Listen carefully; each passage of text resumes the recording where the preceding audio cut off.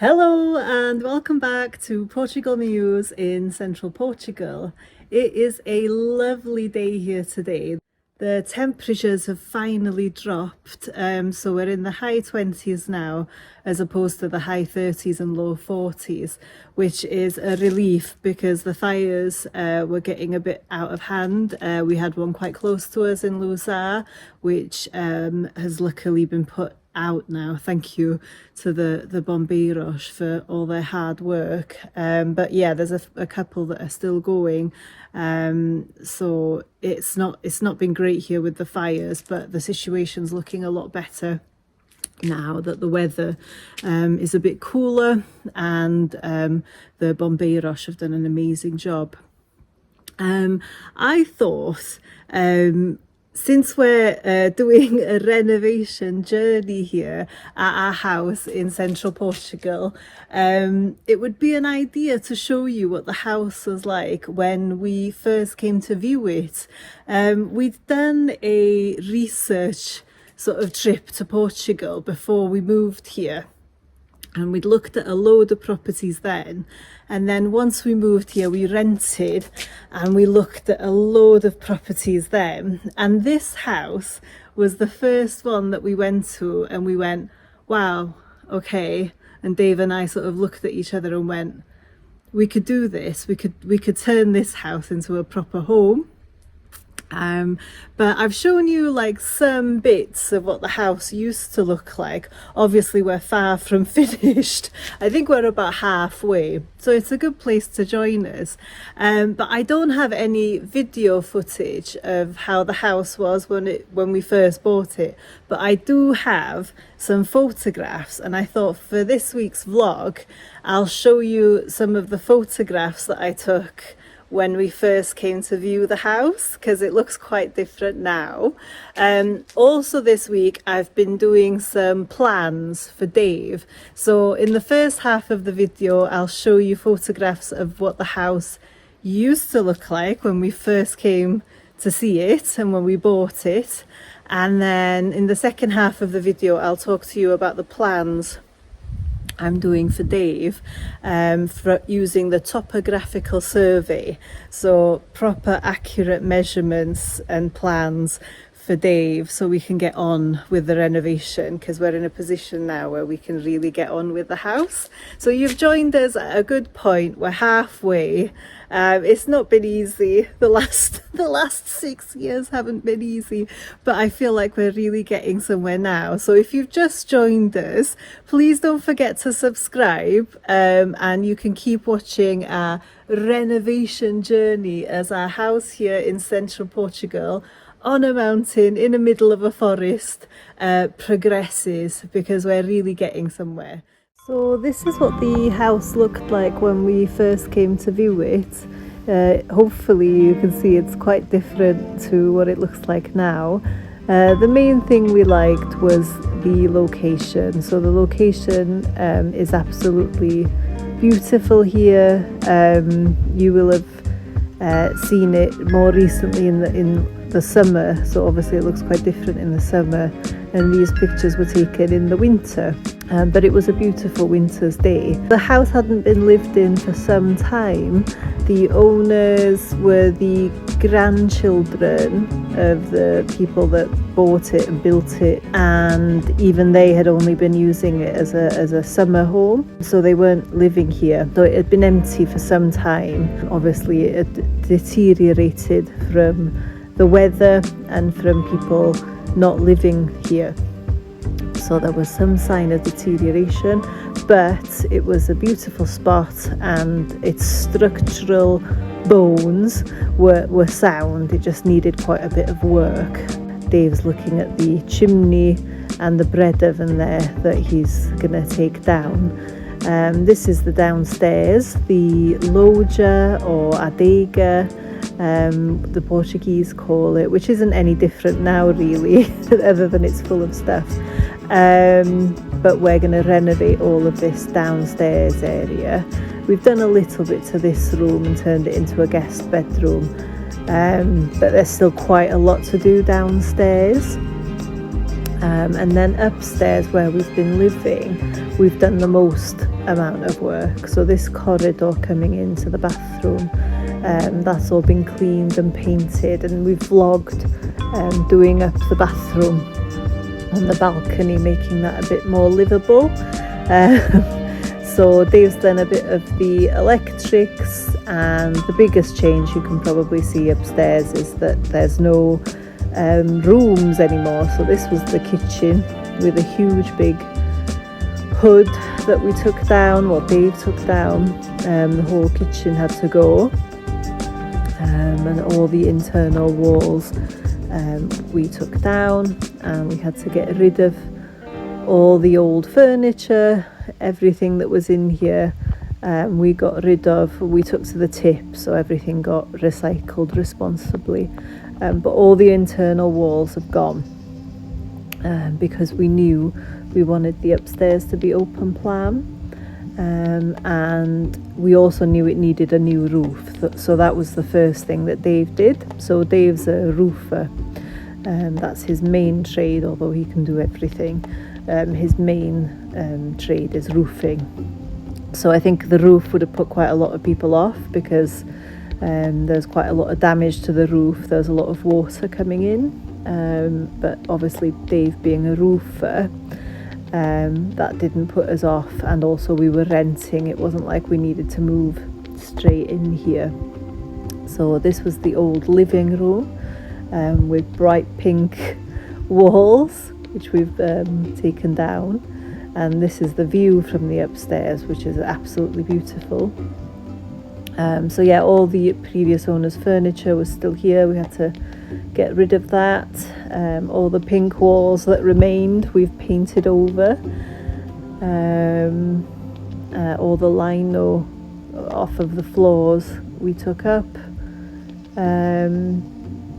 So all the internal doors, they've all gone, all the furniture's gone. I've painted over the windows. Everything outside's been pressure washed and painted several times.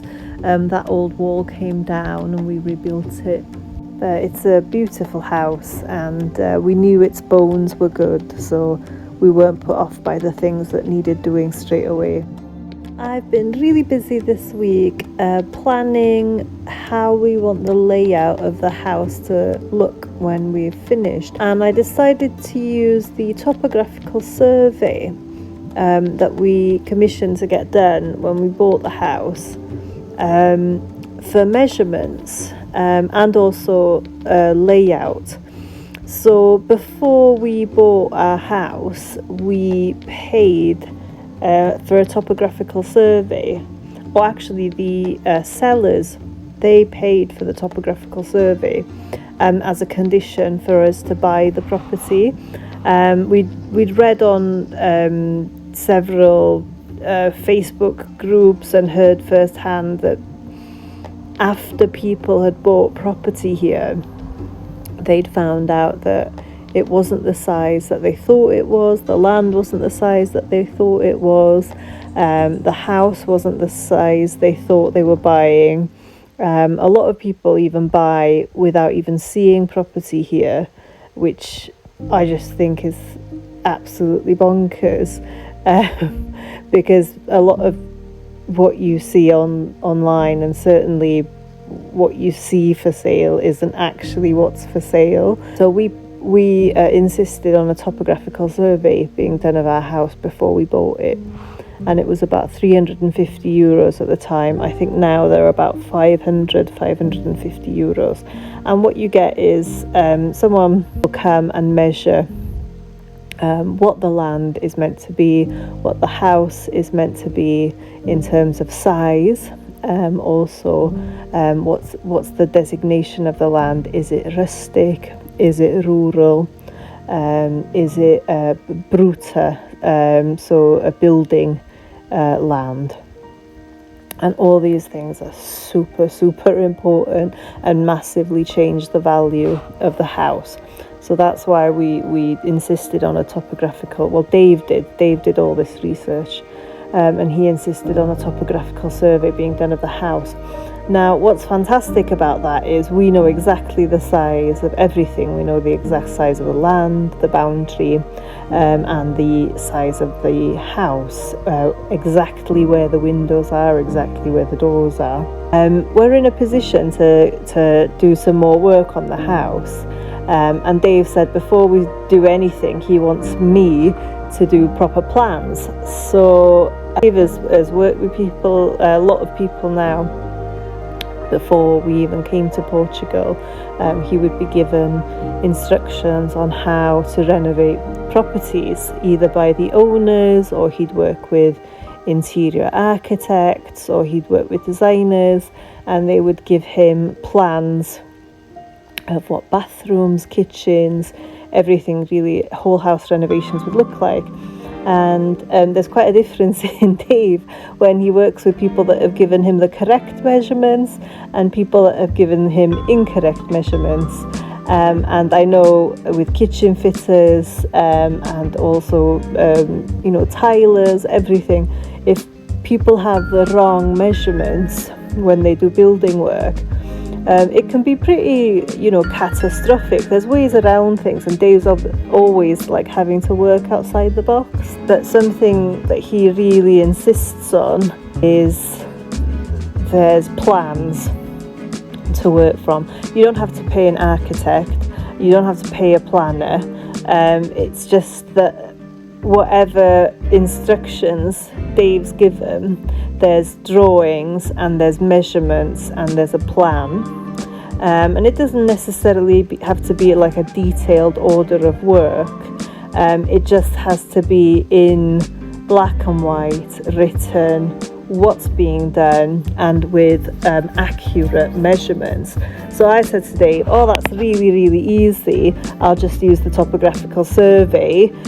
All the measurements on that will be correct. And luckily they are, but it's definitely worth checking everything several times before ordering anything or before doing any work.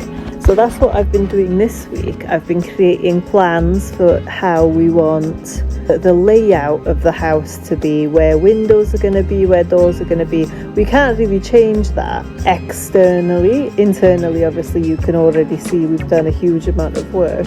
But it's interesting looking at the topographical survey that, you think the width of windows is 80 centimetres, but on one window it's 78 centimetres, and then when I've gone to measure, it's 78 in the top and 79 in the bottom. And all these things are quite important to have written down and noted, especially for when Dave comes to put in a new window or when we order new windows.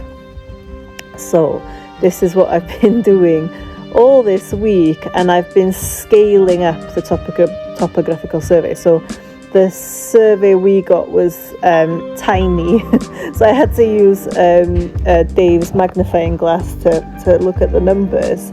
And then I've also scaled it up 3 times to fit on my A3 layout paper, my tracing paper for doing proper design drawings. And then so I've been using a calculator to scale it all up, and Dave gave me a top tip after I'd done the layout for the upstairs and said there's certain numbers that work better.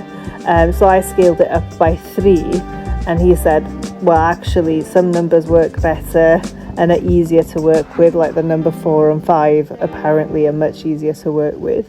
So maybe when I'll do the plans for downstairs, I'll scale it up by 4 or 5, because scaling it up by 3 left plenty of room on the A3 paper. So I'll see how I get on with the next plan. But I've done the plan now for the upstairs, and I've measured everything several times. I've measured all the windows, and I've measured from the wall to each window, and all the spaces in between. We're getting rid of one window, which is by the television, the closest window to the fire on the side of the balcony, because it doesn't serve a purpose. It's just a window from the inside of the house onto the balcony. So it's basically inside the house. And I guess what happened was the house was built before the balcony was built, or the balcony may have been open, like the house opposite us, the balcony's all open, and our balcony's been closed in.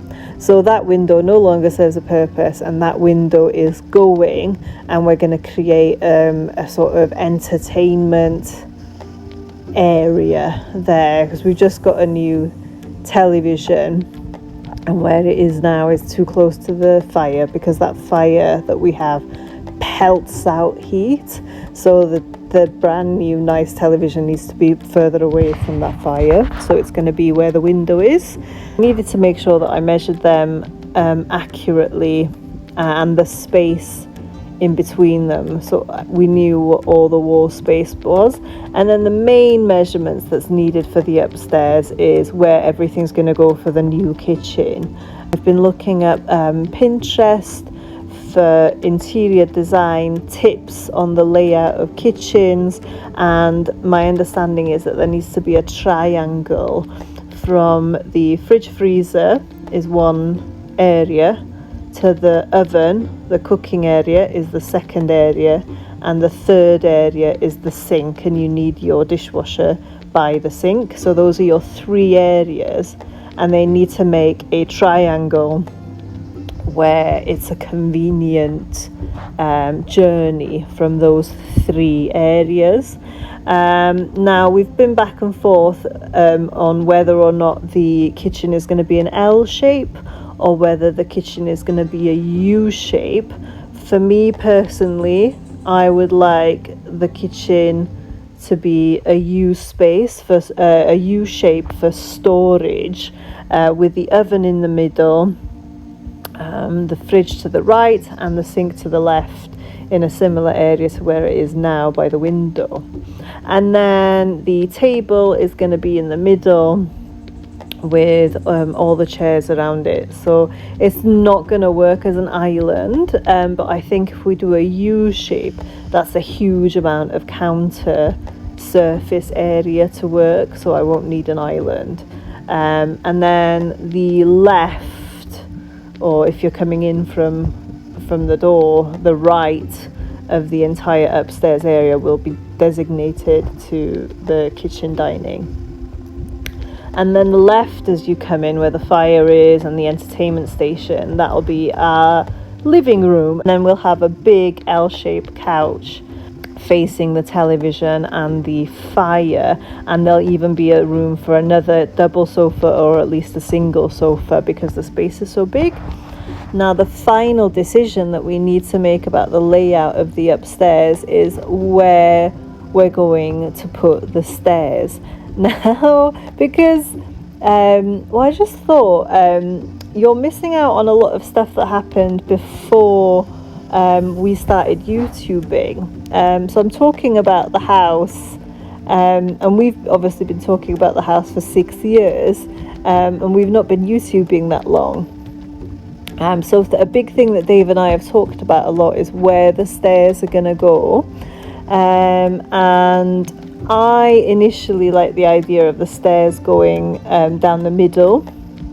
So as you walk in, the thing that faces you is the stairs, and you'd have, like a landing on the main living area, with railings, and then the staircase would go down into the internal corridor downstairs, and it wouldn't infringe on the space of any of the rooms downstairs. Dave's argument is that he'd like the stairs to be tucked away in the corner of the upstairs room, so then you lose a lot of space in the master bedroom downstairs. Well, not a huge amount of space, like just under a metre, and actually that master bedroom is going to be enormous. And then you've got a big corridor there, and a big hallway downstairs. So it's only going to be a 2-bedroom property, but the rooms are going to be massive. So the living space upstairs is all open plan. It's a huge big space. So that's a question we're gonna give you guys, is where do you think we should put the stairs? Should the stairs be in the middle?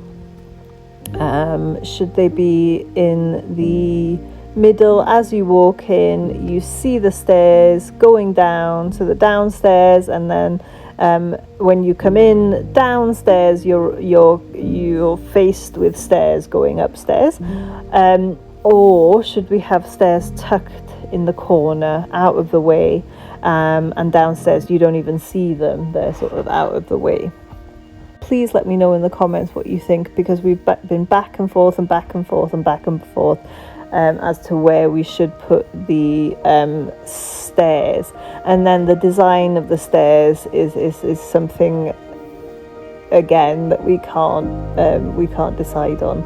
So let us know in the comments what you guys think. So that's what I've been doing this week. Don't forget to like, comment and subscribe, and hopefully we'll see you again next week. Take care. Bye.